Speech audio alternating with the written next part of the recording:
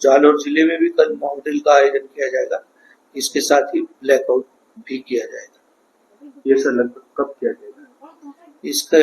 इसकी जो सूचना है मॉक ड्रिल का तो हम लगभग 4 बजे, और ब्लैकआउट के संबंध में अभी सूचना जो है वो जैसे ही प्राप्त होगी कितने बजे करना है उसके अनुसार किया जाएगा। ऐसी ही अनेक खबर देखने और सुनने के लिए जालोर न्यूज़ को ज़्यादा से ज़्यादा लाइक, शेयर, कमेंट और शेयर जरूर करें। धन्यवाद।